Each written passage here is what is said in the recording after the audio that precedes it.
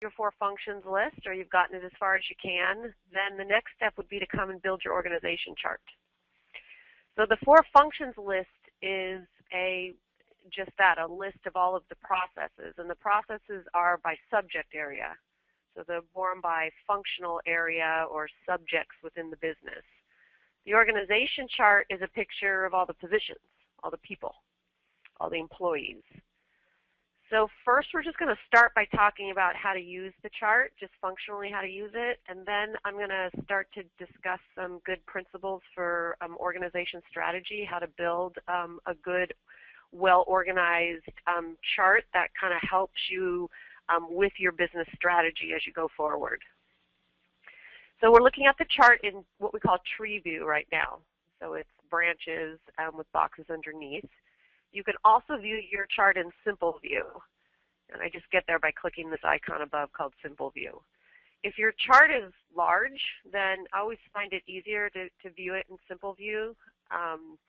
It's a way to kind of look at it, all in one screen. If you're in tree view and your chart expands past the view screen, you can always just left click your mouse and drag the chart. So I'm just holding in the white space and dragging it back and forth, up and down. You can also use the zoom feature here to see your chart kind of smaller or bigger, or drag it up and down to kind of get the view that you want when you're looking at it. To add boxes to the chart, it's super easy. You just hit this little plus sign called Add Position, and then you're going to put in the name of your position, and then you tell TouchStone which box to put it under on the chart. So in a sense, you're building it from the bottom up. The organization chart needs to know which position this box should go under. So I hit the drop down here, choose a position that I want this new position to go under, and then I hit Save. So you'll see this new box has been added right here. If you want to move a box from one tree to the other, you can take the position and just grab it, and again I'm just left clicking my mouse here and holding it down, and then I drag it over the box I want it to be under, and when it turns green then you let it go, and then it'll move the box into that new tree. So again, drag it, you can move it to any box on the chart, put it over the box you want to move it under, and then release. The next icon over is for deleting positions. So if I want to delete a box from the chart, I hit the black X. Then I'm going to see a drop down of all the positions that are available to delete. So you can't delete a position or a box that's got positions or boxes underneath it, because TouchStone then doesn't know what to do with those boxes. So you can delete any box that's in the bottom row, doesn't have anything underneath it. So I just choose the box I want to delete, and then I hit the delete button, and then that box is gone. If you want to delete a box that's got boxes underneath it, so say you wanted to delete this lead service rep, you'd have to take the one underneath it and move it somewhere else, like above. And then this one will be available to delete. So just rearrange the boxes so that the one you want to delete is at the very bottom, and then it will be available to delete. The chart does print, although it's not that pretty if you've got a huge chart. It's just very hard to take an image that's wider than one view screen or one printable page and make it so that you can print it. You can always zoom in and then print it small on one screen, but then obviously it's going to print, it's going to be very small looking. So there's not a technological solution for this yet. Hopefully someday there will be. There's always things are always being new technology comes out that we can implement in TouchStone, but the basic concept of shrinking a very large chart down to be able to be on one printable page is difficult. And unless you have industrial sized printers that will print on large sheets of paper, then it doesn't really make that much sense anyway. Although you can print it using this little printer icon here. So if I hit the printer icon, now I'm going to see the chart, and we've done a little workaround where you can position the chart on an 8.5 by 11 printable screen like this one, and you can print half the chart. And then you can go and print the other half, and then you can print the other half, and then you can literally take your 3 pieces of paper and tape them together if you like. I would just hit print this page, and then it's going to print the chart behind. Another thing that I've seen done is people who are good with Paint or Adobe Professional, you can take a screenshot of your chart and then paste it into Adobe, and then you can take a screenshot of half of it and the other half, and then you can kind of piece it together in Adobe if you like. Another way to print a large chart is to just go to Simple View. And now I can print it if I hit Print Org Chart, and it will print in the tree view. All right. If you want to edit a box on the chart, so edit the title of the information that's in it, you select that box. Then it's taking you to the job description for that position, and then you just click the title, and it opens for you to edit. So if you have a box on your chart, you want to change the title, but you don't want to delete it, you just hit the box itself. It takes you to the job description, and then you click edit the title and change it. All right. Easy to use the chart, like I said. So what's not so easy is deciding what your chart should look like, what departments you should have, what the structure should be. A lot of times in growing businesses, you just start hiring people. And before you know it, you've hired someone to be a salesperson, and then suddenly they're doing work in operations, and now they're doing bookkeeping, and they're just kind of all over what should be your organization chart. So we have this morphing together of a company that happens over time just based on need and frantic hiring in a sense. And what that breeds is people dependency, first of all, where you become dependent on certain people's skills and qualities and techniques that aren't really position specific. They're more based on that person's individual skills. And that person is indispensable. I mean, they're great employees. There's tons of great employees out there. But what it does for the business is it creates a situation where you can't replicate that person very well because their work is all over the place. You also get a lot of inefficiencies when that occurs because people need uniformity of work. And they need specific results that they want to achieve. It's more comfortable for a person, for an employee to work that way, and it's more efficient. It's very stressful and overwhelming when someone has accountabilities in all different directions in a business. They have results that they have to achieve that are related to sales, they're related to support, they're related to operations. Some people laugh and say I'm a great multitasker, but the truth is that's just constant interruptions, and in the end it's very stressful. It's inefficient for the business, and it's stressful for the employee. So implementing an effective, well-organized organization strategy, which is achieved by building the chart, can help take a situation that is disorganized and put some uniformity to it in a way that won't upset what currently exists. So you don't want to just be firing people and reorganizing the work that they do if you don't have to. You can slowly move into it. So when you're building your chart, you want to think in departments. You want to think of functional-like results. This structure that you're looking at now is very typical, and it's typical, and it's worked for over time because it's effective. It's a good way of kind of organizing the work of a business. So I've got sales and marketing right here, and this coincides to getting the business here in the 4 functions. So these people are about bringing new business in the door, doing the marketing strategy, doing the advertising, and doing the sales that then brings new business in the door. Then you have an operations or the service delivery department. So this is where your products and services are fulfilled. So sales are happening over here. That's a specific result. The sales are then fed to this department or these people that then deliver those products or services. This coincides with the doing the business function. And then we generally have administration and finance, which is here. So this is like the support department. Counts the money, quantifies, creates reports, deals with the administrative paper side or organization of a business, the greeters, human resources, the support of the rest of the company. This is like the overhead department, but I like to refer to it more like the support department. Also in good organization strategy, you should have levels of some kind. So generally there's a board of directors or the owners, chairman of the board, the shareholders, that's this box. Then we have a president, general manager, CEO, whatever you want to call it. This person takes direction from the board and implements the strategy of the business and manages the key departments. Then we have this next level, which is the managerial level. So there should be a manager in charge of every department.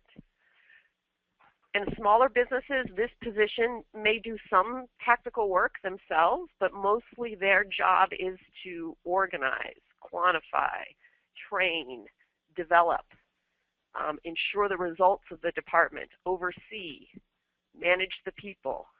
So you can see when that doesn't exist, how chaotic it becomes within a department. It's also extremely chaotic if one person is trying to manage this department, this one, and this one all at the same time. Even a president or an owner of a company can suffer from this, lack of clarity on or misorganization of their work, or wearing too many hats, being pulled in 4 different directions. And what that creates is inefficiencies and lack of profitability within the departments. Below this key manager line, you then, depending on the size of the company, would have the key roles within each of the departments. Stemming from those roles, you may have a managerial, so this could be a sales manager and then salespeople underneath, like this, service manager, and then lead and entry level under here. So the best way to approach the chart is to first imagine where your business is going. Think about the business in the future. Think 2-3 years out. If you don't, last week I talked about building a strategic plan. That was the system of the week. If there is no strategic plan, spend a few minutes even just envisioning one. Where's the business going? And it could be as simple as, by the year 2018, the business will grow to 10 million in sales. So at least you have like a basic fixed idea of the size of the business, because really that sales number represents the size. So once we have the size, like we want to be producing 10 million in sales, well then you can start to build the chart as a picture of that business which is producing 10 million in sales. So from that perspective, you can start to look, at each department one at a time and say, okay, a business generating 10 million in sales, what kind of sales and marketing department are we going to need to have? What positions do we need? How many salespeople? Once you get to 4, 5, 6, then you're going to need a sales manager as well. So I can't remember what the statistic is exactly, but it's somewhere around 5 to 10, I think, depending on the position. A manager can only manage that number of people effectively. Once you get beyond that, it's too many people for one person to manage and do the other work that they need to do. So think sales manager or lead position. Think about the advertising, the lead generation that's going to be necessary to grow the business to the 10 million. Are you going to need people setting appointments? Are you going to need a marketing assistant? Are you going to need an advertising position or people that will be in charge of the lead generation activities? What happens when leads come in? Do they get dealt with right by the salespeople, or do you need some kind of appointment setter? Or do you have technology in place that's going to take the leads and funnel them to the right salespeople? So you want to think about the number of leads that are going to be coming in order to produce 10 million in sales. How are those leads going to be generated, first of all, and then how are they going to be disseminated or dealt with? Then how many sales people will you need to be handling the 10 million in sales, all those leads? So here's where you start to quantify a little bit and say, okay, if we're going to spend 10% of our budget on advertising, that could produce X number of leads. Each salesperson, based on your sales cycle and your type of selling, can deal with 10 leads a day, and the conversion rate would be 50%, and then suddenly you start to see the shape of it. So what is going to be necessary to produce that amount of sales? Then you move to the operations. So we've got all this activity happening here in this great structure. all those leads are then getting dumped on this department. They have to be dealt with by this department. And this is tricky. This is one of the places where businesses become, they lose profitability. So we've got lots of sales coming in, and suddenly the operations department needs to deliver all those sales. They need to fulfill everything that's been sold. So if you think about the growing business again and 10 million in sales coming in, then you want to start to think about what kind of structure needs to be here in the operations department in order to fulfill that volume or that level. What happens in a lot of businesses that grow too fast is that they've got lots of sales coming in, and sometimes a lot of times it's due to word of mouth and referral. Those sales then have to be delivered, and the operations department just can't deal with it. So you've got cost overruns, you've got inefficiencies, you've got estimates that are created for a certain amount, and then the service people can't deliver for that amount. You've got untrained staff because you're trying to find people quickly to train up, and then they're taking twice as long to do things as they should, and it was estimated for the wrong amount. You have unhappy customers. So a lot can go wrong when stress is put on an operations department. So there's a few techniques in building good organization strategy here that I've seen really work. You want to have the ability to grow your own talent from within. Operations departments get stressed the most when the sales are all coming in and the qualified people aren't there to deliver the products or services in a profitable way. So the operations people are saying, we need more people, we need more people. You go out and try to find these people, you bring them in. Sometimes you get lucky and find someone who's got the experience, but a lot of times you don't, and so you end up losing money trying to quickly train these people with no documentation and not enough time. So the plan is to have some kind of training in place, or have some kind of system in which you bring qualified people in, you train them in an entry-level way like this, you move them up to junior, and then you move them up to senior. So the benefit of this is you know what it's going to cost you to bring these people in and train them here. You know how efficient they're going to be. They may be 50% less efficient than these people up here, but at least you're planning for it, right? And you can think about it in your costing and your pricing. So these people maybe sit here for 6 months learning, and then they move up here. And maybe they are profitable here. And then maybe when they get to senior, they're even more profitable for you. But you're growing your own talent from within. You're growing them from here to here to here. And if you've got processes documented for each box on this chart, and you've quantified how long it's going to take you to train a qualified person in that process or in those processes, you can put a time to this and a cost to it. You can say it's going to take 6 months for someone to get from here to here, and that 6 months costs $100,000 maybe. And then you build that into your financial planning. You may think that that sounds like a lot of money, but it's costing you way more than that anyway. When you take an untrained position, you try to teach them on the fly with no documentation. Sometimes they succeed, sometimes they don't. You're burning through training dollars.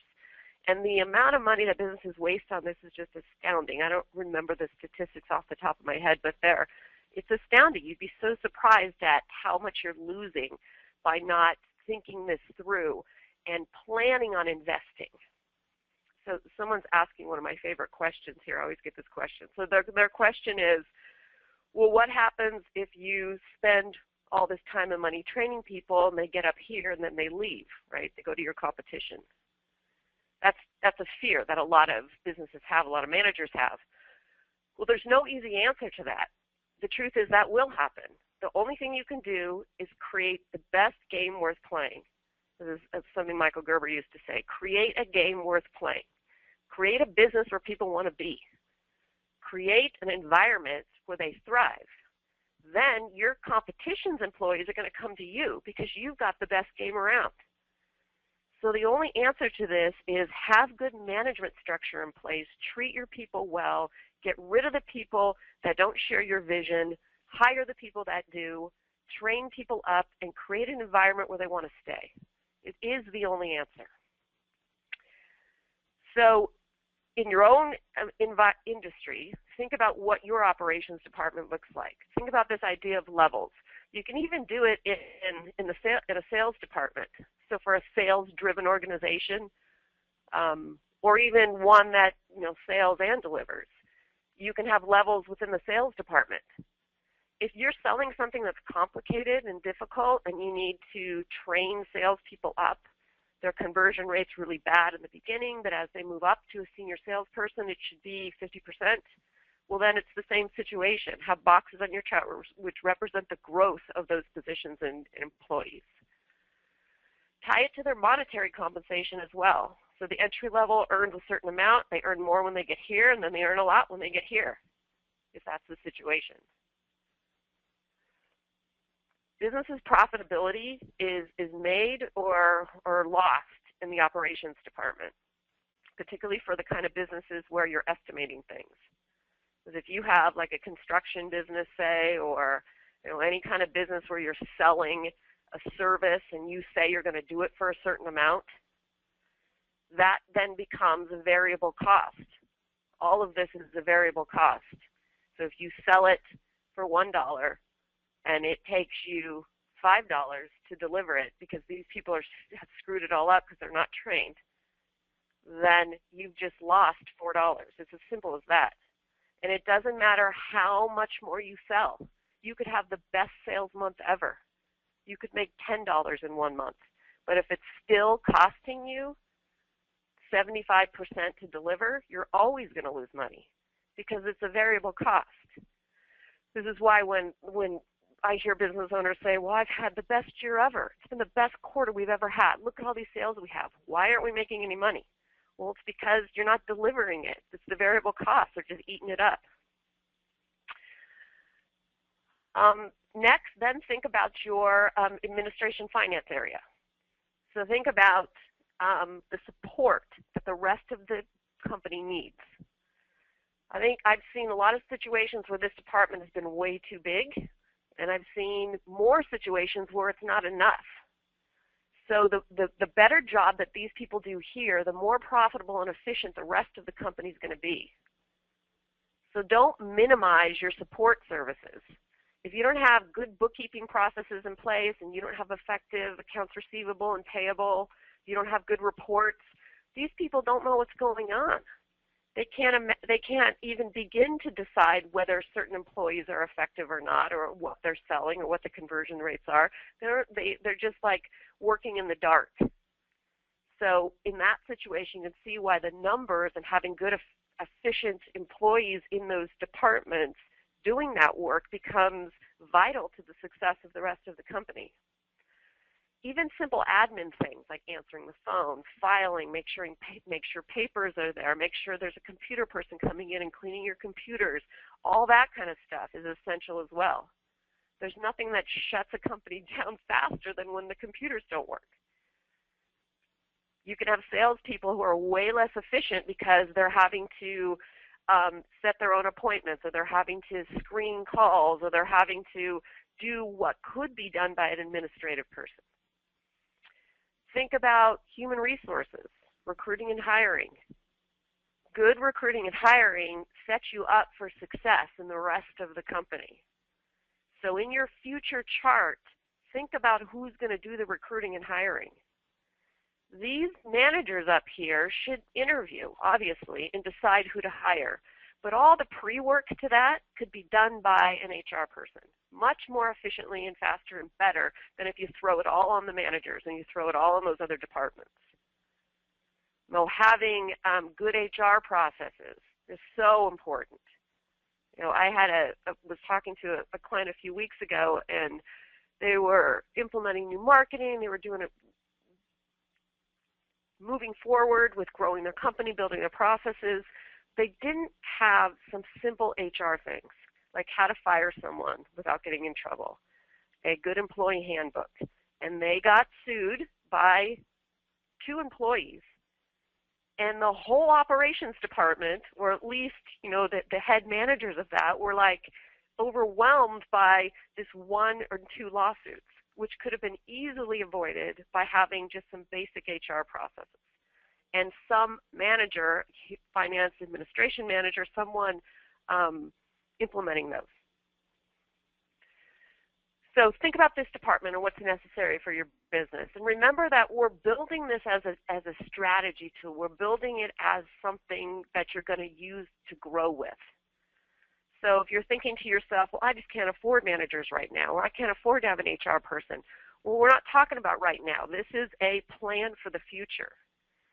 So once you build your chart for the future, then you can start to marry the present situation where you are now with your future vision. So how you do that is you start to think, okay, here's the structure of the future. Now, who do I have now?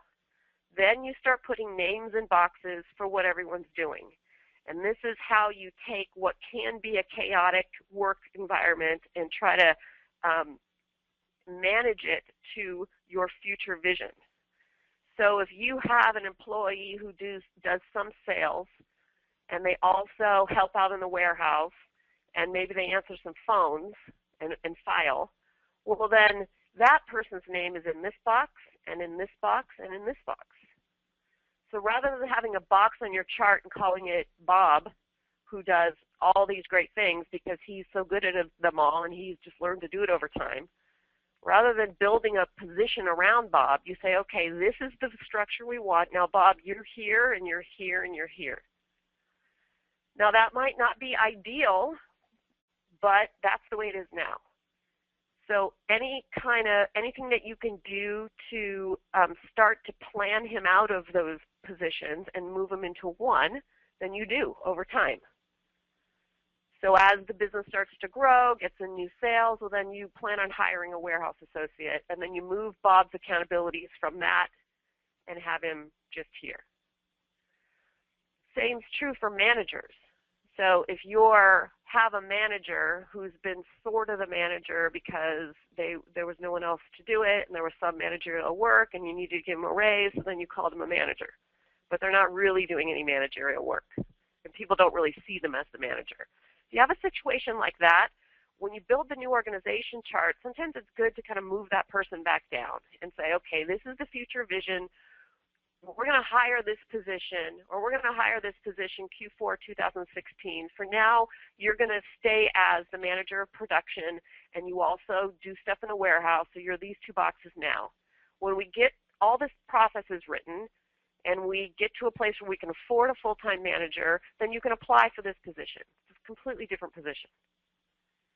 Sometimes those are conversations that are hard to have, but I think that it's important because it's really setting people's expectations right. It's really not pretending it's something it's not, and it's building some structure to it.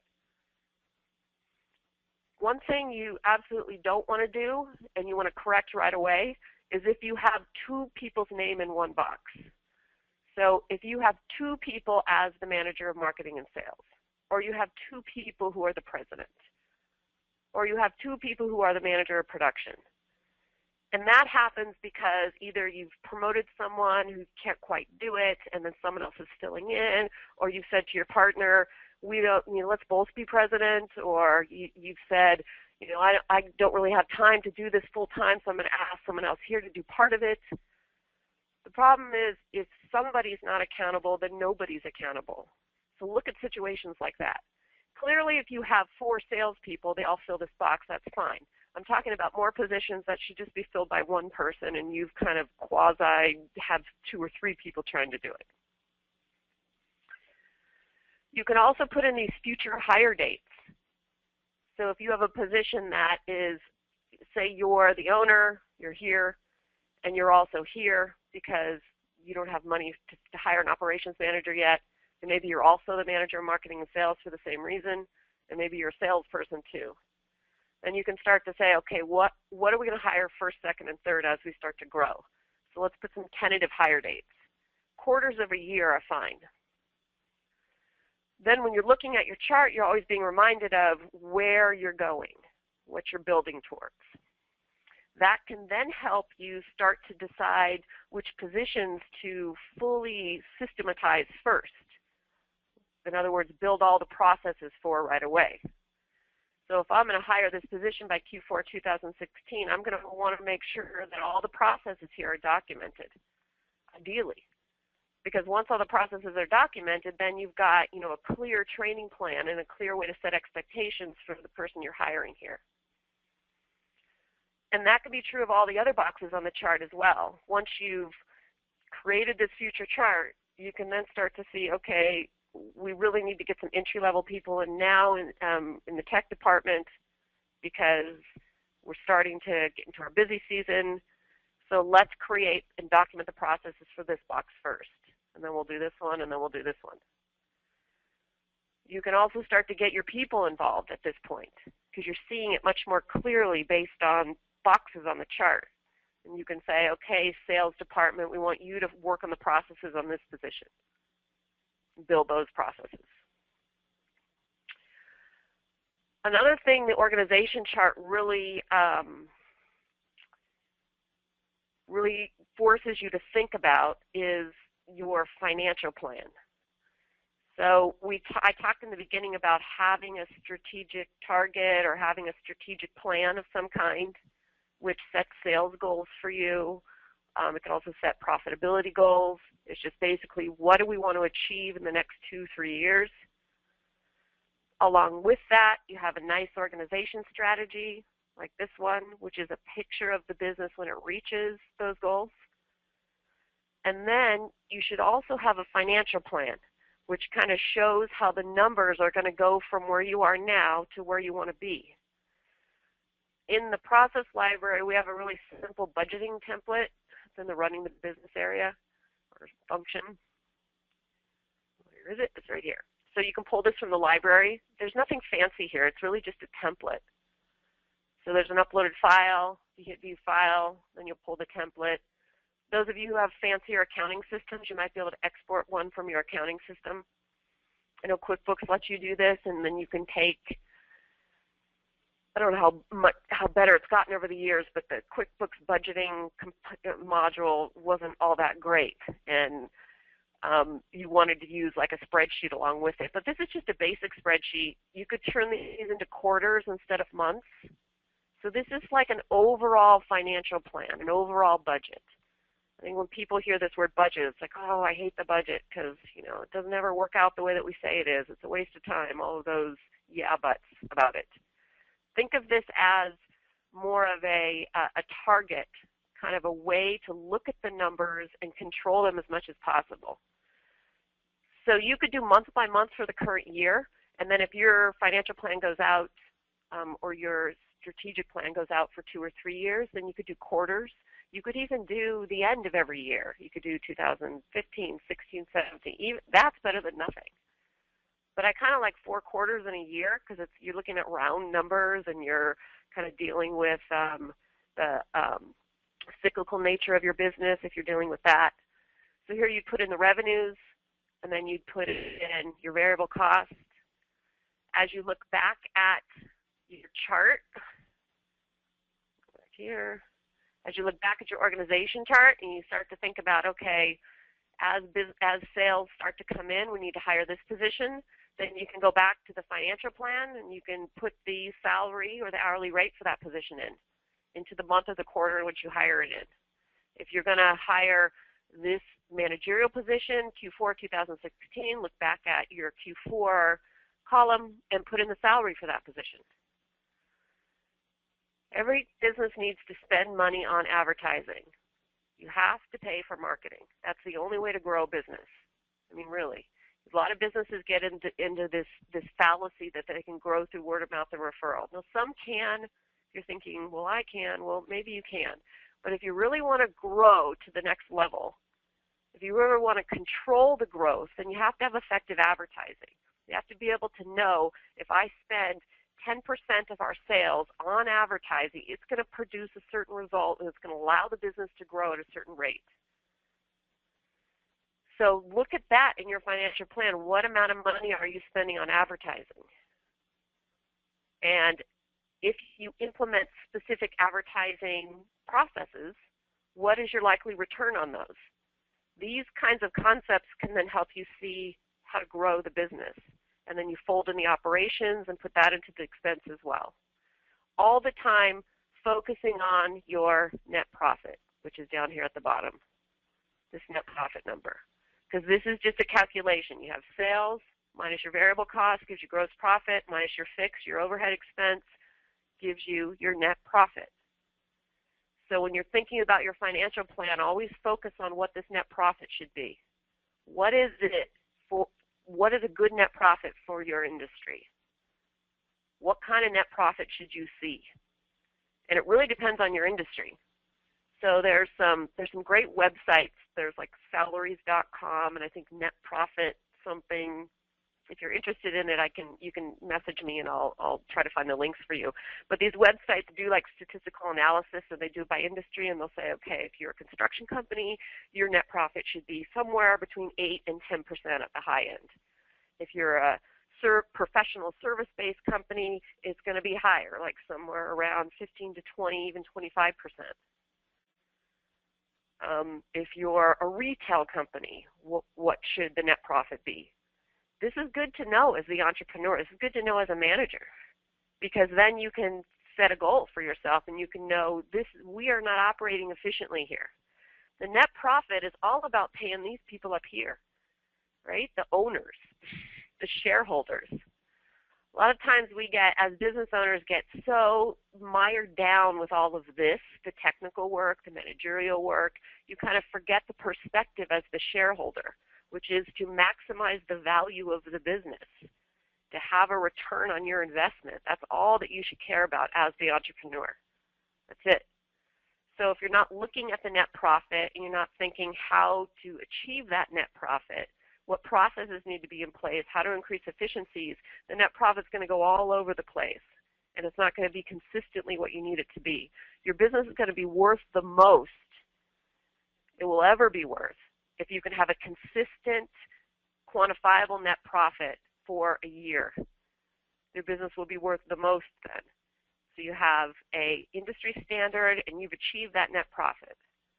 The net profit is also important for managers and for employees, because if you're going to reward your employees in any kind of a significant way other than just their salary, then they should share in the net returns of the business. And when the returns are there, they get it, and when they're not, they don't. So that's the motivation. So starting at the beginning, first, think about the goals of the business. Even if you're a manager on the phone now and you're thinking about your own department, think about the goals of your department. What do you want to achieve in the next 2-3 years? Where do you want to be? This is going to be significantly helpful for the president or the CEO if there's a manager on the line that's thinking, what do I need to do in this department in order to have it grow and be efficient when it's producing $10 million in sales, or whatever the goal is. So think about your goals. If you haven't done a strategic plan, think about going to getting the business function and downloading that strategic planning process and building one.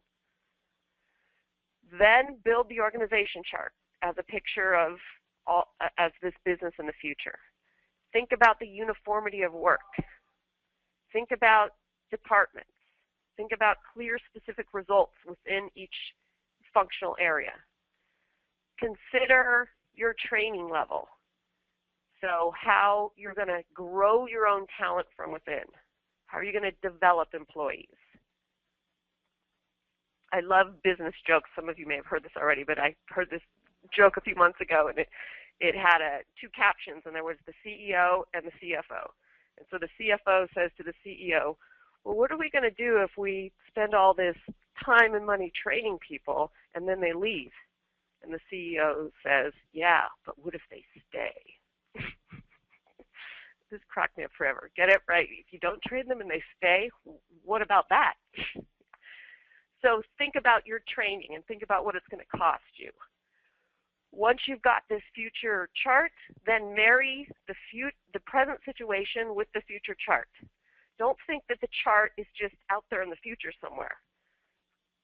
Marry your present situation to this chart by putting in names and boxes for what everyone's doing now. Think about the efficiencies of it all and consider if there's anything you can do about that now.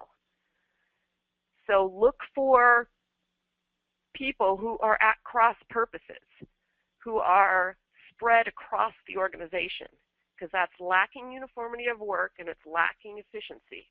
So if you've got someone who's in sales and marketing, also in operations, or they're primarily in admin finance, but they also have to do some service work, think about the efficiencies of that, and is there any way you can move people around now? Then decide what your hiring plan is going to be, how you're going to move towards the future. And that could potentially mean that you create a financial plan or a budget of some kind. So you put in the people and the salaries that they're going to get at the point you want to hire them, pay attention to the net profit. Any questions? Nope. All right, I'm going to talk about the system of the week. So in a growing company, there's a lot of things, a lot of processes that are important, but one process that's very important is the sales process. So some way of having a consistent conversion rate. I think that is the goal that the sales process should have.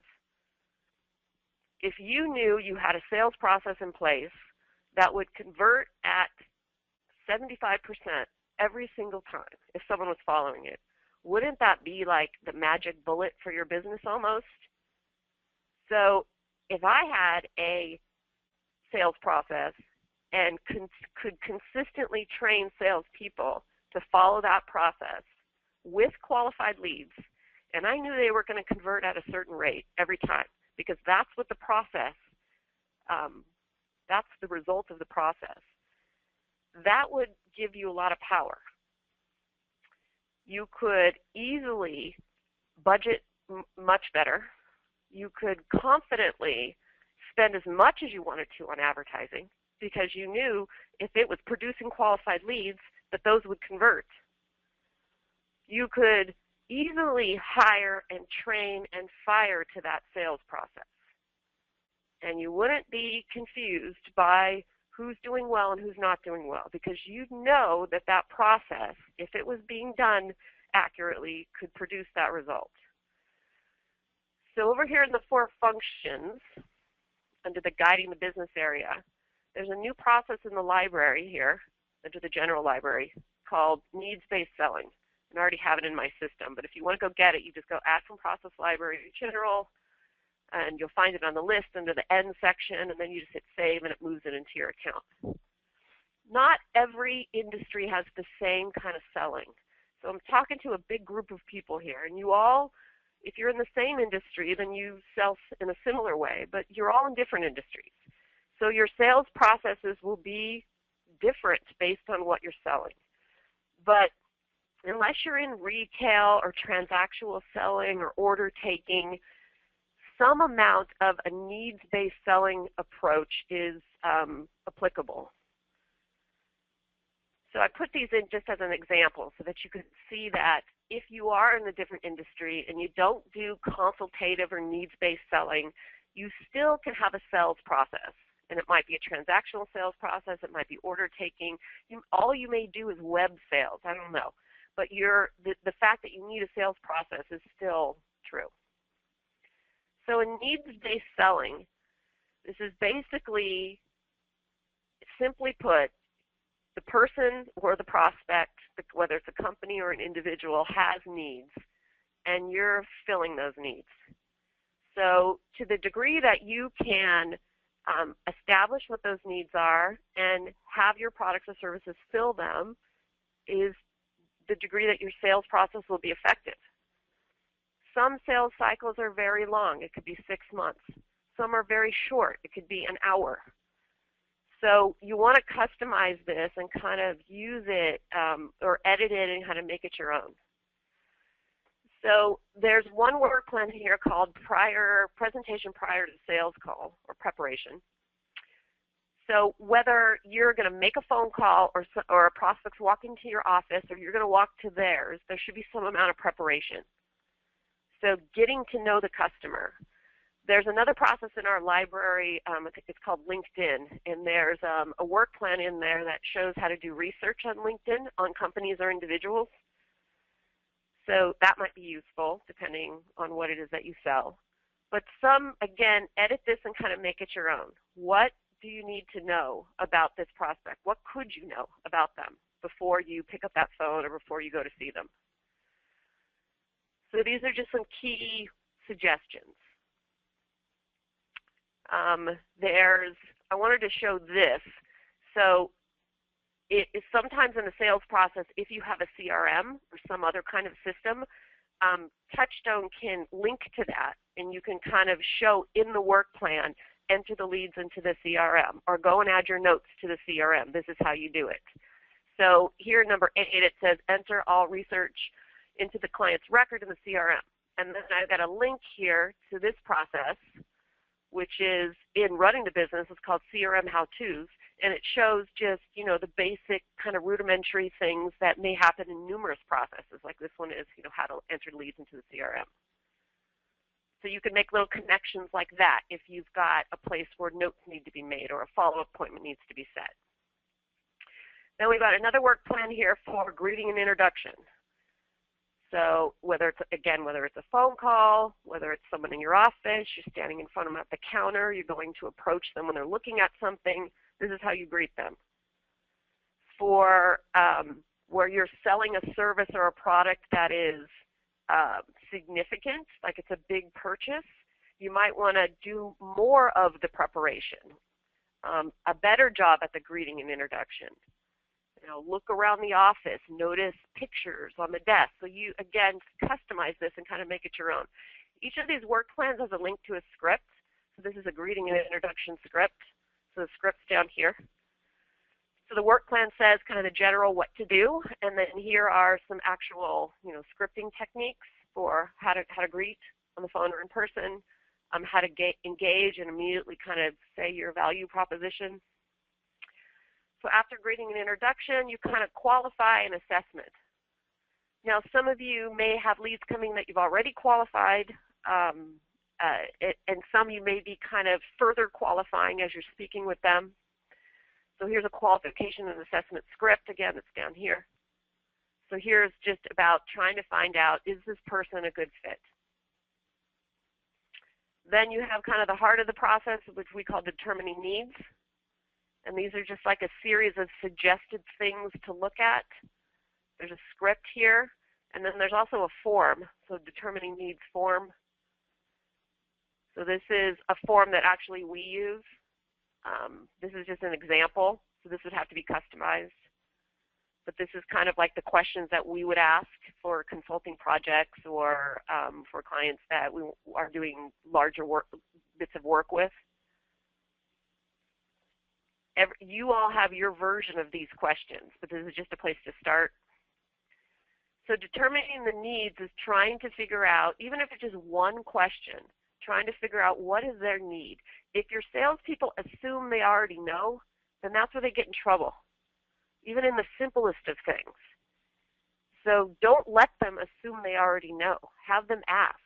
Even if they think they already know they know, have them ask just to confirm. What is their need?